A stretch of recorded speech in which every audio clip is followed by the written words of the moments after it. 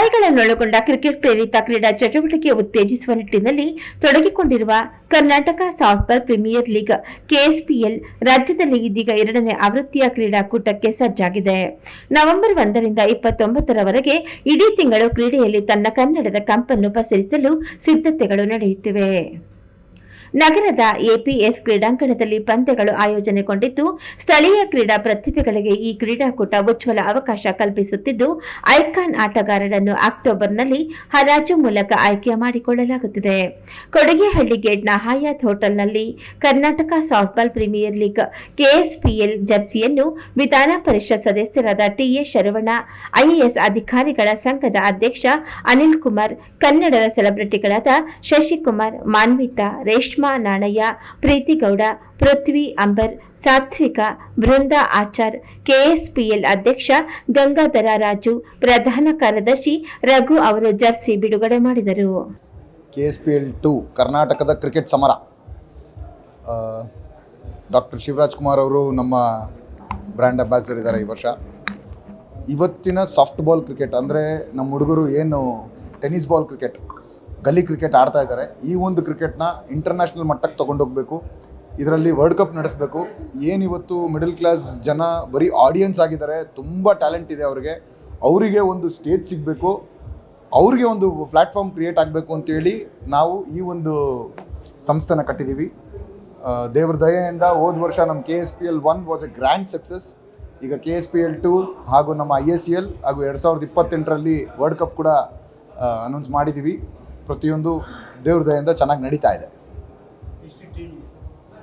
ಕರ್ನಾಟಕದಲ್ಲಿ 31 ಡಿಸ್ಟಿಕ್ಗಳಿಂದ 32 ತಂಡ ಮಾಡಿರ್ತೀವಿ. ಬೆಂಗಳೂರು ಒಂದು ಎಕ್ಸ್ಟ್ರಾ ಟೀಮ್ ಇರುತ್ತೆ. ಪ್ರತಿಯೊಂದು ಡಿಸ್ಟಿಕ್ಕಿಂದ ಒಂದೊಂದು ತಂಡ ಇರುತ್ತೆ. ಪ್ರೈಸ್ ಮನಿ ಅಂಥದ್ದಂತ ಅನೌನ್ಸ್ ಮಾಡಿಲ್ಲ ನಾವು, ಬಟ್ ನಾವು ಇದನ್ನು ಹುಡುಗರುಗಳಿಗೆ ಅವ್ರಿಗೆ ಅಂತಲೇ ಮಾಡಿದ್ದೀವಿ. ಸೊ ಪ್ರೈಸ್ ಮನಿ ಅನ್ನೋದನ್ನ ಇಂಪಾರ್ಟೆನ್ಸ್ ಕೊಟ್ಟಿಲ್ಲ. ಅವ್ರಿಗೊಂದು ಸ್ಟೇಜ್ ಕ್ರಿಯೇಟ್ ಮಾಡಬೇಕು, ಪ್ಲ್ಯಾಟ್ಫಾರ್ಮ್ ಮಾಡಬೇಕು, ಮತ್ತು ಸ್ಯಾಲ್ರೀಸ್ ಕೊಡ್ತಾಯಿದ್ದೀವಿ ಹುಡುಗರಿಗೆ. ಸ್ಯಾಲ್ರೀಸು ಪ್ರತಿಯೊಂದು ಪ್ಲೇಯರ್ಗೆ ಮಿನಿಮಮ್ 15,000ದಿಂದ ಶುರು ಆಗುತ್ತೆ, 1 ಲಕ್ಷ ರೂಪಾಯಿವರೆಗೂ ಕೊಡ್ತಾಯಿದ್ದೀವಿ. ನಮ್ಮ ಗ್ರೌಂಡ್ ಬಂದು ಆಚಾರ್ಯ ಇನ್ಸ್ಟಿಟ್ಯೂಷನ್ ಗ್ರೌಂಡ್, ಅಲ್ಲಿ ನಮ್ಮದು ಟೂರ್ನಮೆಂಟ್ ಆಗುತ್ತೆ. ನವಂಬರ್ 1 ಕರ್ನಾಟಕದ ಕ್ರಿಕೆಟ್ ಸಮರ ನವಂಬರ್ 1ರಿಂದ. KSPL ಆ್ಯಕ್ಚುಲಿ ನಾವು ಶುರು ಮಾಡಿ 2 ವರ್ಷ ಆದ. ಪರ್ಫೆಕ್ಟ್ ಇನ್ಫ್ರಾಸ್ಟ್ರಕ್ಚರ್ ಇಲ್ಲ ಮಹಿಳೆಯರಿಗೆ. ಶುರು ಮಾಡಲಿಕ್ಕೆ ನಮ್ಮ ಹತ್ರ ಪರ್ಫೆಕ್ಟ್ ಇನ್ಫ್ರಾಸ್ಟ್ರಕ್ಚರ್ ಇಲ್ಲ. ಆದ್ದರಿಂದ ಇನ್ನೊಂದು ಅಟ್ಲೀಸ್ಟ್ 2 ವರ್ಷ ಆದಮೇಲೆ ಶುರು ಮಾಡಬೇಕು ಮಹಿಳೆಯರಿಗೆ ಅನ್ನೋ ಒಂದು ವಿಚಾರ ಇಟ್ಕೊಂಡಿದ್ದೀವಿ ಸರ್. ಇದು 9 ಓವರ್ಗಳ ಮ್ಯಾಚ್ ಸರ್. 9 ಓವರ್ ಮ್ಯಾಚ್ ಇರುತ್ತೆ ಪ್ರತಿಯೊಂದು ಕಡೆ. ಒಟ್ಟು 18 ಓವರ್ ಮ್ಯಾಚ್ ನಡೆಯುತ್ತೆ. ನಮಸ್ತೆ, ನನ್ನ ಹೆಸರು ಚೇತನ್ ಅಂತ. Karnataka state softball premier ಲೀಗಲ್ಲಿ ಶಿವಮೊಗ್ಗ ತಂಡದ ಮಾಲೀಕ ನಾನು. ಸಾಧಾರಣವಾಗಿ ಕ್ರಿಕೆಟ್ ಅಂತ ಬಂದಾಗ ಸಾಕಷ್ಟು ಜನ ಇವತ್ತೇನು ಅಂತ ಹೇಳಿದ್ರೆ, ಕ್ರಿಕೆಟ್ ಅಂದರೆ IPL ಮತ್ತು KPL ಅಲ್ಲಿ ದೊಡ್ಡ ಮಟ್ಟದ ಅವಕಾಶಕ್ಕೋಸ್ಕರ ಹೊಡೆದಾಡ್ತಾ ಇರ್ತಾರೆ.